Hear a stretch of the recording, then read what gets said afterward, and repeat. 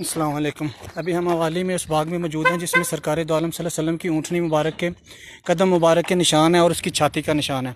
इसके बारे में दो रवायत हैं। एक रवायत तो ये है कि जब सरकार दो आलम सल्लल्लाहु अलैहि वसल्लम ऊँटनी पर सवार होने लगे तो वही का नज़ूल शुरू हो गया, जिसकी वजह से जो भी ऊँटनी के नीचे पत्थर आता था या जहाँ ऊँटनी का पाँव लगता था वो वहाँ पर उसका पाँव का निशान बन जाता था। दूसरी रवायत ये है कि यहाँ एक यहूदी ने सरकार दो आलम सल्लल्लाहु अलैहि वसल्लम को बुलाया इस्लाम कबूल करने के लिए।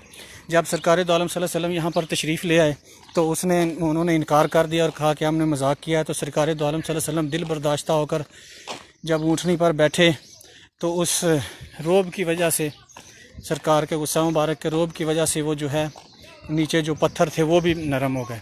अब वल्लाहु आलम कौन सी रवायत सही है। किताब वफ़ा में ज़िक्र है कि यहाँ पर तकरीबन 30 जो है वो 80 निशान थे कालबन। हाँ, उसमें रवायत में आता है कि यहाँ पर 80 निशान थे ऊँटनी के पाँव के, जिनमें से अब सिर्फ 3 बच गए हैं, बाकी जो हैं वो सारे ख़त्म हो चुके हैं। अस्सलाम वालेकुम। तो ये अभी हम उस मकाम पर पहुँच गए हैं जी। बिस्मिल्लाहिर्रहमानिर्रहीम। ये जी एक ऊँटनी का पाँव का निशान है, ये साथ में ऊँटनी की छाती का निशान है, ये फिर आगे एक पाँव का निशान है, ये तीसरा पाँव का निशान है।